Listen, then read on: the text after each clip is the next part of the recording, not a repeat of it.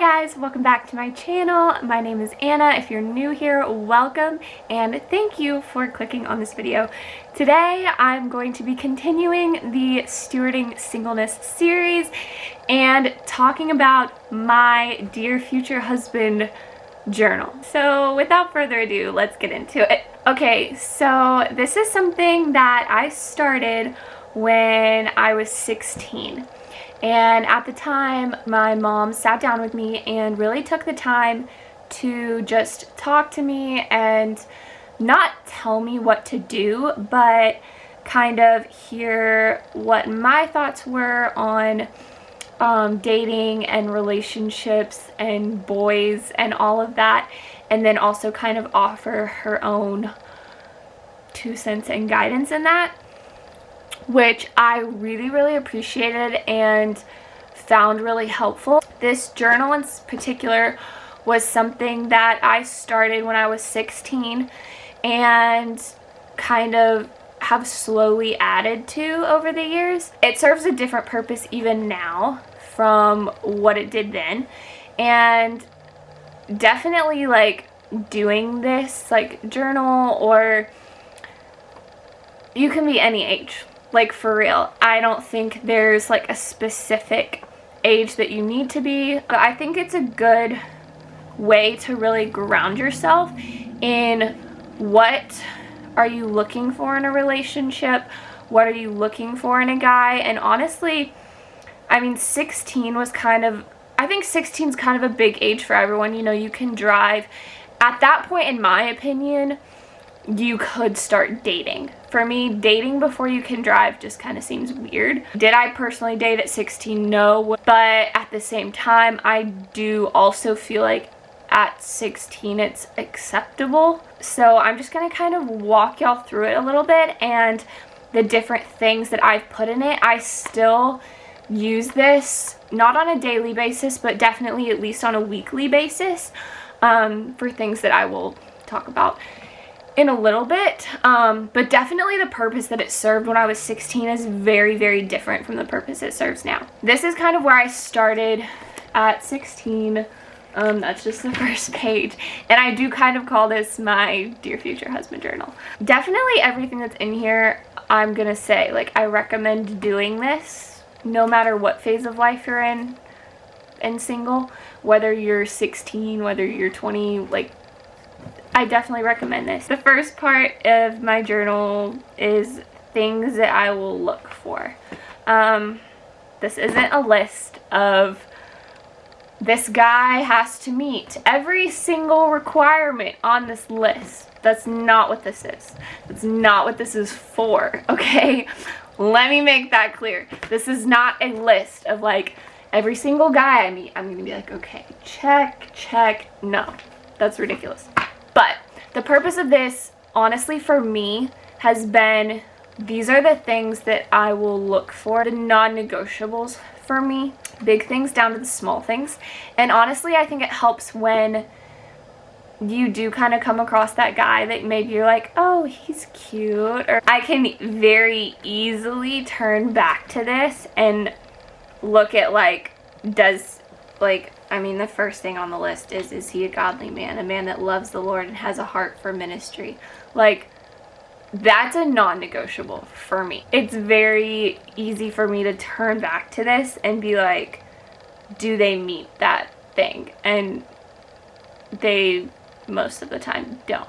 It's more just like physical attraction. Like, oh, he's kind of cute. I think it's also good because it sets a standard in your heart. Like, girls, don't settle. Like, do not settle, please, because God has the perfect guy out there for you that does chase after him with his whole heart and models godly character.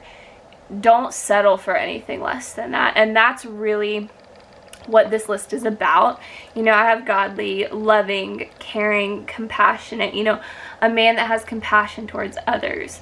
You know, that's so important because that's modeling Jesus's character. That's, you know, showing God to other people. Is this list like, he's 6 foot tall with blonde hair and blue eyes? Like, no. I'm not going to walk up to a guy and be like, check, you know, like, that's not what this is. This is I want a man that chases after God's heart, that, you know, loves the Lord, that models his character. What does godly character look like? Okay, godly character looks like he's compassionate, he's honest, he's thoughtful. Like, that's what's on this list. And so, like, with each one, I've kind of written out a little bit more about that thing.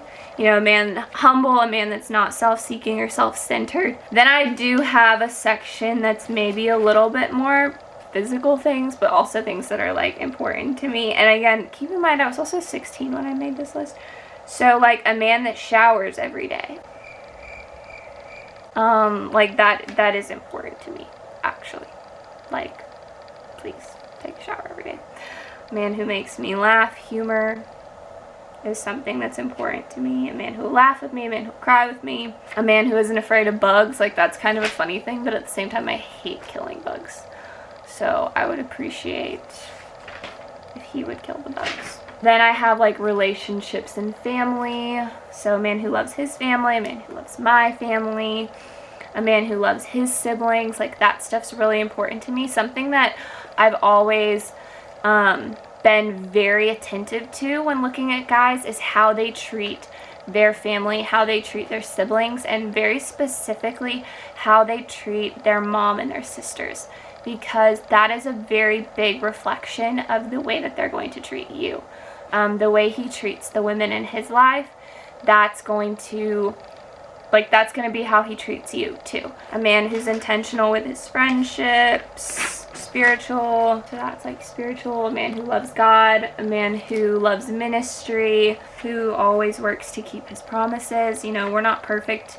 We all mess up. We all break a promise. But, you know, I think there's a difference between constantly breaking promises and not really caring versus actively striving to keep that promise. So that was kind of, I did most of that when I was like 16, 17. Kind of what's in the first, I guess, half of the book. It's not really something that I add to anymore.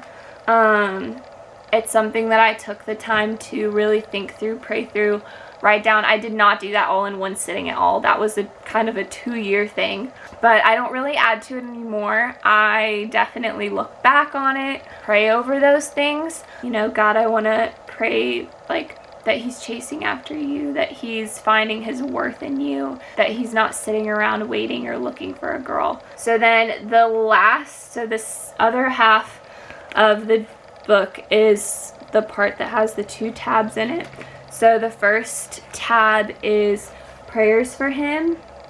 And this is going to be, I'm going to really walk through how I pray for him in my next singleness video, because there's a lot that goes into it. This is the next part of the journal, so I'll walk through it briefly, but I do try and take the time every day to pray for him, but that doesn't always happen. But 100% I do make sure I spend once a week, a lot of times it's normally on Saturdays or Sundays, that I will write out a long prayer. And I think it will be like really special down the road to like see what I was praying, you know. This is like, today I'm praying for his heart, like writing a prayer about his heart, you know, praying for his mind. But yeah, so, like I said, my next video will get more into detail of how I pray for him, what I pray for him, talking about like my daily prayer versus when I do sit down and take the time to write something out in here. My last part in my Dear Future Husband journal is letters to him. So this was kind of the last thing that I started doing, and I really honestly noticed a difference in how content I am and where I truly am happy where I am with like practicing this, with writing down prayers for him, with writing letters to him, because I have a hard time with relationships, I'm going to be honest. Maybe I'll do an entire video on that. There's always been a part of me that wanted a relationship, that wanted a boyfriend, that wanted to get married. Obviously I still want all of those things, but in a different context now. I always wanted that because I wanted someone to be able to talk to and be honest with without fear of losing them, because that's kind of been my history with relationships. I kind of had to learn, I can't be dependent on a boyfriend, a husband, whoever for that. And I need to be content outside of that. And I've definitely learned that, because while I always wanted that, it also was terrifying to me. But something that I started doing that really helped, I'm one that when I'm going through something hard, when I'm having a hard time processing something, when I'm just having a hard day in general, and I do crave that relationship, I do have one person who is basically my second mama, who I always know I can call, and she's always been there for me for the last 5 years of my life, and I will never ever take that for granted. But outside of that, for me, talking to people is very hard, and I do a lot better just writing things down versus talking them out. I started writing letters to him because as I've learned more about myself, and this has really just been in the last couple of months that I've started doing this, as I've learned more about myself, as I've dug deeper into a lot of my past, a lot of the trauma that I've dealt with, a lot of the reasons that relationships are so hard for me, I've also been able to recognize in myself that whenever I do get into that serious relationship, it's going to be hard. And so these are letters that I've written to him now. Normally when I am in that very raw moment of struggling, some of them are happy too, when I'm just thinking, what life could look like down the road. So I have a combination of both, really happy, fun ones when I'm just thinking and excited about what the future may hold, but then also I have some where I'm just really in a struggle spot, and also recognizing, down the road this could be hard. And I do have intentions of giving these letters up to him probably when we're engaged, almost as some of them, this one that I'm on right now is just I said, it's kind of fun to sit here and dream of a future with you. Even though I've never met you, I love you. I can't describe it. Ask me sometime. Maybe I'll be able to explain it better later. So I wrote this on Valentine's Day. So I have letters like that in here, and then also I have when I'm really struggling and having a hard time. This one says, while this is on my mind, I figure I should go ahead and write it down for you. Remember this, I'm loyal to a fault, but I also run at the first sign of trouble. I'll always defend you and take your side of the story no matter what it might cost me. But I'm also terrified of being left. So this was in a moment where I was really struggling with some relationships of people who were really close to me, and realizing I love people so hard and will drop everything for them. I will defend people.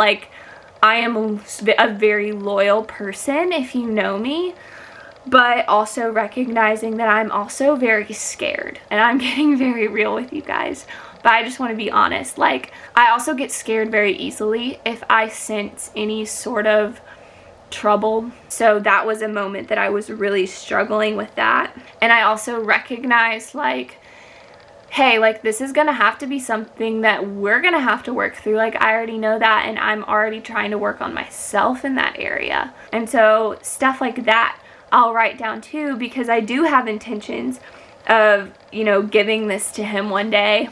Maybe he can happens to look at it and be oh, right. And hopefully I can be vocal about it too. But at the same time, it's something that I started writing the letters for that reason, of just being I want to go ahead, honestly, I want to go ahead and practice being honest. I want to go ahead and practice that transparency. And this one that I just read to you, that's a very vulnerable place for me to get to. It's just being hey, this is really hard for me, and just maybe one day we can look back on them together and be wow. Honestly, that's how I've been trying to treat my singleness, and it's really helped.